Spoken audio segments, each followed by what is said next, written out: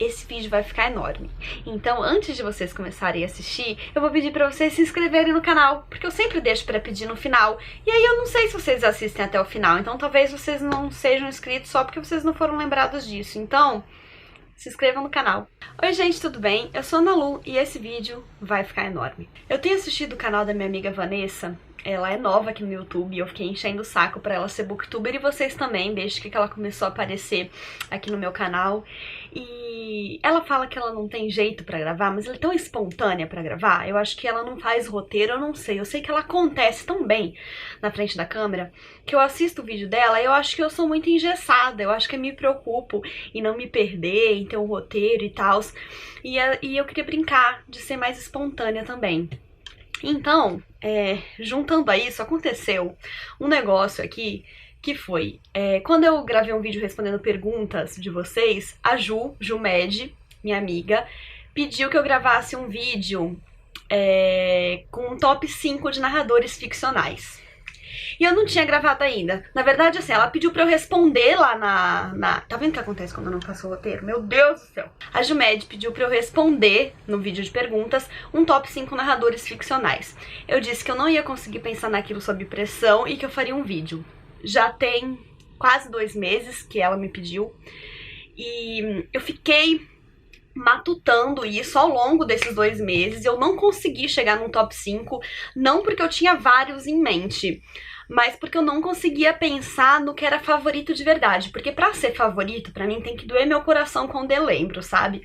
E eu penso nos meus livros favoritos, e apesar de eu ser uma pessoa de narrativa, a maioria deles não tem uma narrativa feita por um narrador ficcional. É um livro de terceira pessoa clássica, em geral. Uma terceira pessoa clássica extremamente bem trabalhada, como O Vento Levou, Os 100 Anos de Solidão. Mas, enfim, foi muito difícil lembrar de narradores ficcionais que abalaram meu coração. Então, por fim, eu fiz uma mescla no top 5, misturando realmente o abalo de coração com técnica muito bem elaborada. Mas além disso, antes de apresentar o top 5, eu fiquei olhando pra minha estante e eu encontrei vários tipos de narrativa diferentes que eu achei que seriam interessantes de serem colocadas aqui nesse vídeo. Então elas não entram no top 5 porque talvez não sejam favoritas no meu coração, mas eu acho que elas são muito dignas de nota. E como eu não fiz roteiro, eu não sei por onde começar. Eu tô olhando pra um monte de livro que tá aqui em cima da minha cama e chorando só de pensar na hora que eu vou ter que pôr eles de volta na estante, porque eu não tirei foto de onde eles estavam. Mas vamos lá, vamos tentar falar alguma coisa que faça sentido. Vou começar com as crianças. Quando eu tava pensando no meu top 5 narrador ficcional, esse livro aqui me veio à cabeça, O Festa no Covil. Ele definitivamente não é um livro que faz o meu coração bater mais forte, mas ele tem uma proposta muito interessante, porque é uma criança narrando a questão do narcotráfico no México. Como ele é uma criança, ele obviamente não entende da missa 1/3 do que tá acontecendo, e ele narra com uma pureza, assim, deslumbrante de se acompanhar. Então essa narrativa, eu me lembro muito mais da narrativa do que da história do livro em si. Eu lembro que eu me apeguei com o menino e realmente ele não estaria no meu top 5. Então eu separei essa categoria de livros com situações difíceis, sendo vivenciadas e narradas por criança. Então aqui, com Festa no Covil, do Juan Pablo Villalobos, a gente tem a questão do narcotráfico vista pelo olhar de uma criança. Em O Quarto, da Emma Donoghue, eu acredito que é o mais famoso desses 3 que eu trouxe pra essa categoria, porque virou filme, né, O Quarto de Jack. Inclusive a Brie Larson ganhou o Oscar de melhor atriz com ele. E se tem alguém aqui que não leu o livro ou não sabe, o livro é narrado pelo Jack. Então ele é narrado pela criança que nasceu dentro desse quarto e passou 5 anos de sua vida confinada e vai então ser ensinada pela mãe como que os dois podem tentar escapar dali. Só que é muito diferente a gente ter essa história contada pela criança, principalmente porque a criança nasceu ali e aquilo é todo mundo que ele conhece, né? Então, além de ser uma situação muito complicada narrada por uma criança, é uma situação que é todo o mundo dela. Então, é um livro muito forte. Ele chega a ser até cansativo às vezes, porque a gente sente a angústia daquela mulher que tá presa ali, acompanhada somente de uma criança que acha que aquilo ali tá muito bom, tá muito legal, né? Então, a gente tem hora que a gente quer, assim, sacudir a cabeça do menino e falar, pelo amor de Deus, faz alguma coisa, a vida não é essa festa, porque a gente toma as dores da mulher. Mas é muito interessante ver uma história desse tipo contada pelos olhos de uma criança. O outro livro que eu trouxe pra essa categoria é um inesquecível pra mim, que é O Menino da Montanha, do John Boyne. Esse autor é muito famoso pelo Menino do Pijama Listrado, e aqui a gente tem mais ou menos o mesmo caso. Na verdade, os 3 livros do John que eu li, que foi O Menino do Pijama Listrado, O Menino da Montanha e o Fique Onde Está Então Corra, trazem situações complicadas narradas por uma criança, e as 3 têm guerra envolvida. Só que esse daqui, esse é o meu favorito dos 3, foi o que mais me pegou, e eu fico absurdada com a capacidade do John Boyne de narrar situações extremamente pesadas com uma leveza e uma inocência que só uma criança pode ter, né? A criança desse livro aqui não é tão novinha quanto a do Festa no Covil e a do Quarto, mas ainda assim é uma criança vivenciando uma situação... Eu não sei se eu posso falar um negócio, gente. Posso falar, tá aqui na sinopse, né? Essa criança vai morar numa casa quando ele fica órfão, porque a tia dele é governanta dessa casa, e ele vai se apaixonar, ele vai se tornar um grande fã do dono dessa casa e vai querer fazer tudo por ele. O dono dessa casa é Adolf Hitler, tá bom, gente? E aí ele vai fazer umas coisas, assim, não muito legais, porque ele vai idolatrar Adolf Hitler. E como que a gente julga esse menino, gente? Ele é só uma criança, sabe? Ele tá ali fazendo o que o adulto, que ele acha que é o mais importante da vida dele, fala pra ele fazer. Ele tá achando bonito o que ele tá fazendo. Mas quando ele descobre que não é, a rebordosa vem braba, gente. Mas olha, esse livro é um livraço e é uma narrativa inesquecível.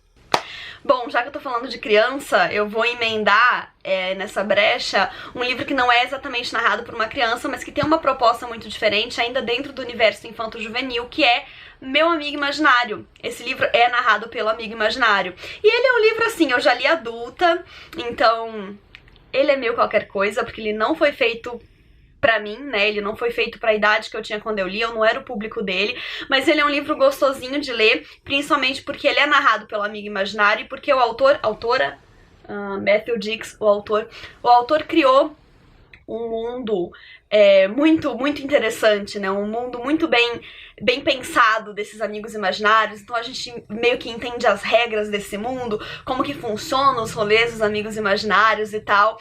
E é uma história complicada também. Aqui a gente tem um menino autista, que é o menino que é o dono desse amigo imaginário, né? E esse menino é sequestrado. E o amigo imaginário vai ter que mover mundos e fundos pra salvar esse menino. Então ele vai se juntar com outros amigos imaginários aí. Tem apelação pra caramba, né? Porque amigo imaginário salvando alguém de sequestro já é um pouco demais. Mas licença poética, né, galera? E não deixa de ser uma narrativa bastante diferente do convencional. Agora eu vou passar para uma outra categoria de livros que eu gosto muito quando eles são bem feitos, que são os livros com polinarrativas. Eu sou muito crítica com esses livros e geralmente eu só aceito que eles sejam em polinarrativa se eu conseguir ver diferença entre as pessoas que estão narrando. Dentro desse gênero eu pensei em 3, um deles eu não tenho aqui, mas é o Todo Mundo Merece Morrer, da Clarissa Wolff, que eu li ano passado. Tem resenha aqui no canal e eu entrevistei a Clarissa também, eu tive essa oportunidade. E eu gosto muito da polinarrativa desse livro. Eu acho que os personagens são muito vívidos pra mim.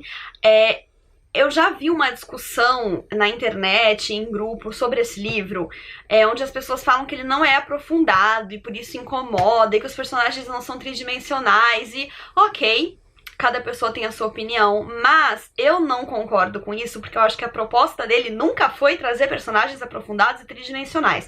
E a gente precisa entender as propostas dos livros. Ele não é um calhamaço, ele não tem pretensão de ser, a gente tem um período muito curto sendo narrado na vida dos personagens. E alguns são em terceira pessoa, alguns são em primeira. Então, esses relatos que são em primeira pessoa, eles entram nessa categoria de narrador ficcional, e eu acho, sim, que eles foram muito bem feitos. Eu sentia Eu sentia, como é que a gente fala? Eu sentia verdade, né, em cada um dos personagens que tava narrando. O segundo livro que eu trouxe pra essa categoria é Extraordinário, que eu amo tanto esse livro, e, gente, ó, eu gostei de Extraordinário Before It Was Cool, porque o meu livro ainda tem aquela primeira capa. Branca com vermelho. Eu até demorei a achar ele na estante porque eu tava procurando por uma capa azul. Aí eu lembrei que o meu não era azul. Mas enfim, é mais um livro, não deixa de ser, né, de crianças narrando coisas complicadas, mas é um livro com polinarrativa muito bem feito. Eu amo esse livro, eu amo a narrativa desse livro, eu acho ele muito real, ele é puro sentimento. Eu lembro que quando eu li, sei lá, em 2 dias, porque eu realmente não conseguia parar, e é um livro em polinarrativa que eu consigo sentir a diferença e eu consigo sentir verdade nos personagens. O terceiro livro que eu escolhi para essa categoria, na verdade, é uma autora, né? Eu trouxe aqui Um Mundo à Parte, mas eu vou falar da Judy Picoult. Eu li 3 livros da Judy Picoult: Um Mundo à Parte, A Menina de Vidro e A Guardiã da Minha Irmã. Todos os 3 são em polinarrativa. E não que a polinarrativa da Judy seja tão boa assim. Ela até tem um recurso que eu detesto, pra ser bem sincera, que é quando eles mudam a fonte de cada personagem. Eu acho isso, gente, uma preguiça. Mas uma preguiça é tipo assim, um recurso, né, pra... os personagens não são tão diferentes assim na narrativa, então vamos trocar de fonte, né? Porque aí a gente convence o leitor. Não gosto disso, acho preguiçoso, mas mesmo assim eu não tenho como não citar a Judy Picoult nessa categoria, porque pelo menos esses 3 livros que eu li dela, eles trazem situações extremamente complexas e situações com muitos lados. E eu acho essencial, então, que o livro seja narrado por diversas pessoas, para que a gente tenha um contato mais próximo com cada um dos lados envolvidos, sabe? Os 3 livros que eu li da Judy, eles envolvem situações judiciais, condições de saúde e mães, né? O amor de mãe fazendo loucura pelos filhos está muito presente nos 3 livros. E eu acho que a gente poder ter acesso, mesmo que com não tanta verdade assim, a cada um dos pontos de vista faz com que a leitura seja muito mais rica. Eu tenho muita vontade de ler mais livros da Judy Picoult, mas tem muito tempo que eu não leio, preciso resolver isso aí. Agora eu vou falar de narrativas mais convencionais mesmo, mas que eu lembrei na hora que eu tava pensando nesse vídeo. Uma delas é a de A Máquina de Fazer Espanhóis, do Walter Hugo Mãe. Eu gosto muito da escrita do Walter Hugo Mãe. O meu livro preferido dele é O Filho de Mil Homens, e quando eu li A Máquina de Fazer Espanhóis, eu tava esperando O Filho de Mil Homens de novo, porque a expectativa é a mãe da merda. E o que aconteceu? Eu não gostei tanto da leitura desse aqui. Mas, depois que eu fiz o meu vídeo sobre ele, uma amiga minha veio me avisar que eu tinha gostado sim, porque o vídeo, eu tava muito empolgada no vídeo, eu tinha falado muito bem, e talvez seja isso mesmo, né? Porque tem obras que a gente gosta mais delas depois que a gente leu do que enquanto a gente lia. De qualquer forma, é uma narrativa muito bonita. A do Filho de Mil Homens é em 3ª pessoa. Essa daqui é em 1ª pessoa. E ela é toda escrita em letra minúscula. Tem gente que se incomoda muito com isso. Eu não me incomodo, eu acho a letra minúscula muito bonita. E o Walter Hugo, ele usou essa letra minúscula pra dar um sentido mais corriqueiro mesmo, como se alguém estivesse contando uma história.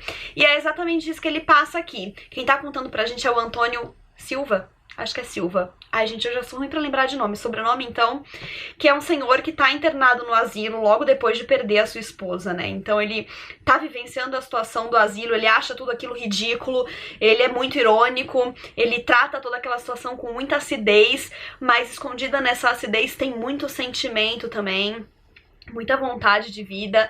Então não é meu top 5, mas com certeza é uma narrativa que ganha aí uma estrelinha. Outro livro que eu peguei querendo representar uma autora é Coisas que os Homens Não Entendem, da Elvira Vinha. Esse foi o 3º livro que eu li da autora. Eu também li como se estivéssemos em palimpsesto de putas e Nada a Dizer. E os 3 livros, até onde eu me lembro, o Nada a Dizer e esse aqui eu tenho certeza absoluta. O palimpsesto já me bugou aqui. Mas são narrados por mulheres, são mulheres comuns. Mas, apesar de eu não gostar tanto assim do estilo da Elvira, as narradoras delas são muito humanas, elas passam uma verdade assim impressionante, elas têm um monte de falhas, elas deixam claro que elas vão colocar o dedo delas na história. Essa daqui, então, porque aqui ela vai narrar ela quer contar um caso pra gente de um assassinato. E ela já começa contando que ela já contou essa história 1 milhão de vezes e que às vezes ela acrescenta umas coisas, às vezes ela tira umas coisas. Então, assim, as narradoras da Elvira são muito palpáveis, porque elas são muito humanas. E depois que eu olhei pra esse livro ali na estante, eu lembrei da Elvira, eu pensei que não tinha como fazer um vídeo de narrativas sem que ela fosse citada. E falando em mulheres narradoras, também não tinha como a gente falar disso sem falar de Helena Ferrante. E eu peguei aqui 2 livros dela pra exemplificar. O primeiro pra representar mesmo a tetralogia, porque é uma obra muito única da Helena, que tem um pouco de todos os livros solo dela, mas que ao mesmo tempo é muito por si. E eu acho que quando a gente odeia uma narradora, é porque ela funciona muito, né? E é claro que assim, eu acho que tem umas apelações, até porque é uma senhora, a Lenu, contando a história da amizade dela com a Lina, desde que elas são muito pequenas. Então, assim, tem momentos em que elas ficam distantes, e aí a Lenu fala que o que ela vai contar, ela leu no diário da Lila. Mas tem muita coisa ali que ela não tinha como saber sobre a Lila, sabe? Eu acho que a Helena Ferrante falha pouco nisso. Eu acho que ela precisou apelar menos do que eu imagino que seria necessário. Mesmo assim, é uma narrativa que tem aí as suas ressalvinhas, mas não deixa de ser uma obra-prima. E assim, a Lenu, gente, ela é um ser humano, né? Ela é extremamente palpável, não tem como falar que não tem verdade até o último fio de cabelo desse livro. Então a tetralogia napolitana é uma obra-prima da narração em primeira pessoa, não teria como não estar nessa lista. E o Dias de Abandono eu trouxe pra representar uma outra coisa, né? Porque o que a tetralogia napolitana tem de história lenta, muito bem pensada, porque a Lenu, ela calcula tudo que ela vai dizer. Aqui a gente tem assim, bum, a gente tem um vômito. Dias de Abandono é um vômito. É sentimento até não caber mais, é um dos livros mais à flor da pele que eu já li. Aqui a gente tem uma mulher narrando esses dias de abandono, porque ela começa falando que numa tarde de abril, depois do almoço, algo assim, o marido dela comunicou que ia deixar ela. E ela fica desesperada, porque ela tá ali, ela tem um cachorro, ela tem 2 filhos, e ela perde o prumo da vida dela por causa desse abandono. E é um livro curto, e ela vai ter uma certa redenção dentro desse livro curto, mas o momento em que ela tá vivenciando esse desespero e ninando esse desespero no braço, é uma coisa assim, não é todo mundo que consegue escrever isso não. E a Olga, que é a narradora aqui, segura o tranco muito bem. Os outros livros solo da Helena Ferrante também são em primeira pessoa e também muito bem narrados. Eu inclusive prefiro A Filha Perdida. Eu sou meio do contra, porque a maioria das pessoas tem esse livro solo dela como favorito. Eu prefiro A Filha Perdida, mas em questão de narrativa em primeira pessoa ficcional, não tem pra bater Dias de Abandono. Quando eu entrar no top 5, eu ainda vou fazer 2 pequenas ressalvas, mas antes de entrar nele, então, eu vou colocar a minha... como é? Medalha de honra ao mérito? Ou... como é que a gente chama a pessoa que fica ali no 6º lugar? Não me lembro. É isso aí. Vou falar desse livro, que é Reparação, do Ian McEwan. Eu tenho problemas com Ian McEwan, eu ainda não entendi se eu gosto dele ou não. Esse foi o primeiro livro que eu li dele e eu amei esse livro. A narrativa dele é uma coisa, assim, primorosíssima, principalmente por causa de um fato que eu não posso comentar. Se vocês já assistiram um filme ou leram um livro, vocês sabem muito bem do que eu tô falando, mas assim, eu não sabia de nada quando eu li o livro e eu quis jogar o livro na parede. Então isso é prova de que a narrativa funcionou bastante. Mas eu li na praia dele e eu odeio. E eu li A Criança no Tempo e eu não gostei nem desgostei. Então... eu sigo aí nessa relação meio esquisita com o Ian McEwan. Esse ano eu quero ler Enclausurado, coloquei na minha lista de 12 livros pra 2019. E esses dias fui num sebo e comprei Serena, tava por R$15, uma edição super novinha, super bem cuidada. E o Fernando, que é o autor do A Deriva, ele me recomendou muito o Amsterdã. Então eu quero ler também, mas enfim, ainda quero desbravar mais do McEwan. Só que a reparação eu acho difícil que ele consiga imitar. Aqui a gente tem uma narrativa, como eu falei, ela é poderosíssima, de uma menina contando a história da irmã. E é isso, gente, é só isso que eu posso contar, porque a cereja do bolo é realmente o maior spoiler da literatura. E fiquem com essa. Ok. E agora a gente vai chegar no top 5. que não vai ter ordem, porque aí vocês já estão querendo demais. Mas então, eu vou falar primeiro do que não tá aqui, porque senão eu vou esquecer dele. A Menina que Roubava Livros. Eu sei que é um clichê, eu sei que A Menina que Roubava Livros deve estar em todas as listas de narradores ficcionais das pessoas, mas é que, gente, sinceramente, o cara decidiu escrever um livro, um calhamacinho, sendo narrado pela morte, e o troço funcionou, ele tem que estar nas listas de melhores narradores ficcionais mesmo, né? E eu li A Menina que Roubava Livros em 2008, tem muito tempo. Eu achei que tínhamos ele aqui em casa, mas não temos, ou eu não achei na estante dos meus pais. Mas, enfim, é um livro que tem que estar aí, né? Quando a morte te conta uma história, você tem que parar pra ouvir. É isso que tá escrito na quarta capa dele, se eu não me engano. E é isso mesmo, não tenho o que dizer. E eu tenho uma ressalvinha, que eu falei que eu tinha duas, né? E uma delas tá relacionada com A Menina que Roubava Livros, que é Queria Ver Você Feliz, da Adriana Falcão. Vocês sabem que eu sou apaixonada por Luna Clara e Apolo 11, que é um livro da Adriana Falcão e que tá na minha lista de favoritos da vida, e meu coração dói e pipabá, tudo isso. Só que eu não gosto muito de Queria Ver Você Feliz. Na verdade, ele é um livro que pouco me marcou. Ele é uma história de amor, acho que dos pais dela, se eu não me engano. E o legal desse livro é que ele é narrado pelo amor. Ele não funciona tanto quanto eu gostaria que funcionasse, mas ele é narrado pelo amor, e não tinha como eu não citar ele aqui em complemento a um livro que é narrado pela morte. Então ele foi a minha primeira ressalvinha. Outro livro que eu trouxe aqui, eu terminei de ler ontem, olha só que coisa, é O Olho Mais Azul, da Toni Morrison. É meu primeiro Toni Morrison. E, curiosamente, também é o primeiro Toni Morrison que existe, porque esse foi o primeiro livro dela. E eu fui atropelada por esse livro nessa noite. E eu ainda tô bem baqueada, eu não sei falar sobre esse livro. Ele é um livro, assim, que me arrepia até os cabelos, que eu nem sei se eu tenho. Ele é um livro fortíssimo, e ele também é narrado, em grande parte, por uma criança. Então isso tem muita força. Aqui a gente tem a história de uma menina negra, a Pécola, que ela é uma menina negra considerada muito, muito feia. E tudo que ela quer é ser bonita. E ela quer ter olhos azuis. Mas isso é tão pouco falar isso desse livro. Só que se eu começar a falar dele aqui, ainda sem absorver, vai ter 2 horas de vídeo. Então eu não vou mais falar. Mas é um livro poderosíssimo. Esse ganhou 5 estrelas e coração, favorito da vida. Embora eu ainda tenha que deglutir. E a narrativa, apesar de ser bastante fluida e ter momentos em que ele é narrado de outras formas, a narrativa da Cláudia, que é a menina que tá narrando, em alguns momentos, ela é bastante potente e bastante verdadeira. E aí que eu tenho a minha segunda ressalva também, já que a gente entrou nessa temática de livros que falam do racismo e da questão da mulher negra na sociedade. A Cor Púrpura é outro livro fortíssimo e que tem uma narradora muito específica também, que é a Cilly. É Cilly? Cilly é a protagonista, meu Deus do céu? Ou é a amiga que ela faz lá pra frente? Acho que é Cilly o nome dela. Eu sou Cilly. Ah, aqui, na sinopse, Cilly.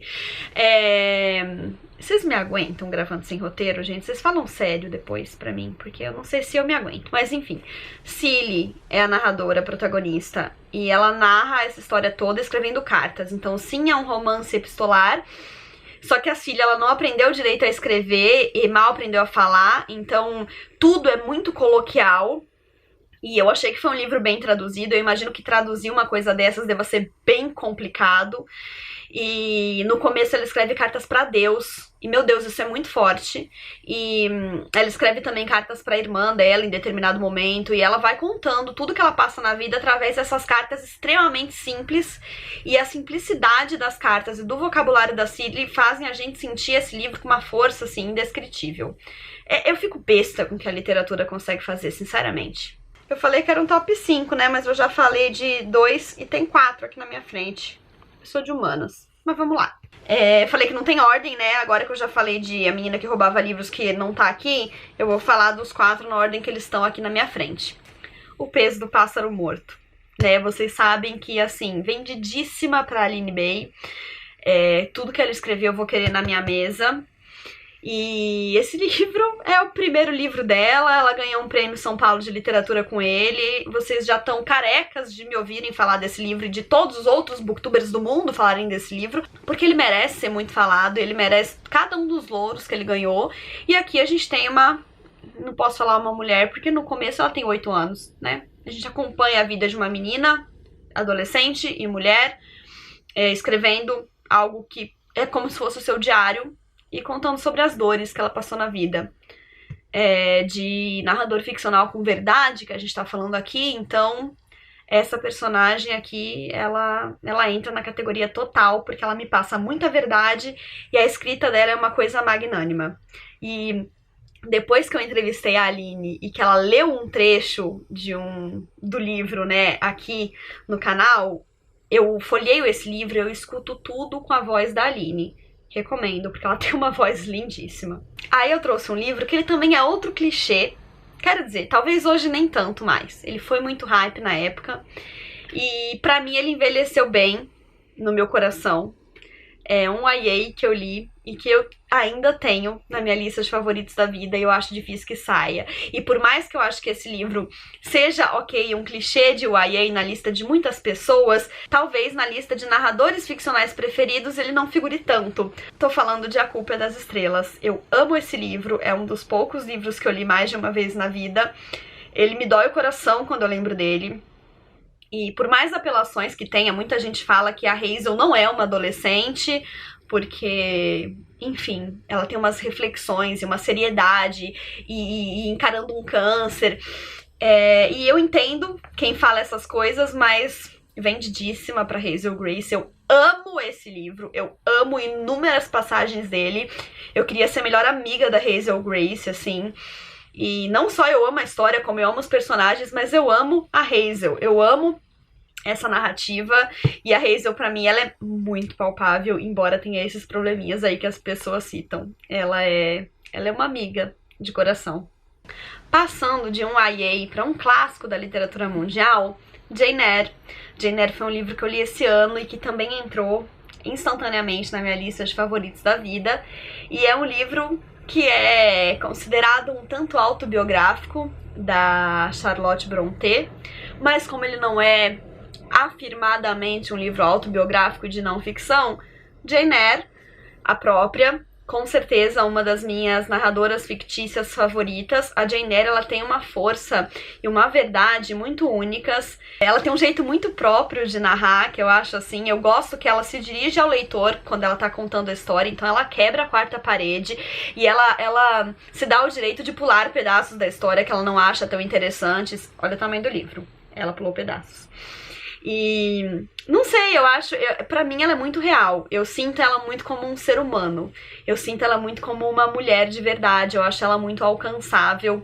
E eu acho que não tinha outro jeito de ser conduzida por essa história se não fosse pela voz da própria Jane Eyre. Então ela com certeza tá nesse meu top 6 de narradoras ficcionais. Por último, eu deixei, curiosamente, o livro que eu deixei de spoiler quando eu respondi as perguntas lá e a Ju sugeriu esse top 5. Eu falei de Precisamos Falar sobre o Kevin, que é sempre o primeiro livro que eu penso quando eu penso em narrativa. Porque esse livro, ele é uma obra-prima. Ele não é um favorito da minha vida por causa de questões do coração mesmo, porque ele é um livro muito, muito pesado. Mas ele é um livro, assim, que a literatura dele, enquanto técnica, ele acontece de uma maneira que não dá pra explicar. Por vezes, quando eu tava lendo, eu pensava, não, isso daqui não é ficção, não é possível que essa riqueza de detalhes e de sentimento saiu da cabeça de alguém, porque sim. Mas ele é ficção, graças a Deus, embora baseados em fatos reais por aí. Esse livro é uma coisa, assim, a narrativa dessa mulher é inexplicável. Aqui a gente também tem um romance epistolar, então ele é todo escrito através de cartas, com a mãe do Kevin mandando cartas para o pai do Kevin para falar sobre o Kevin.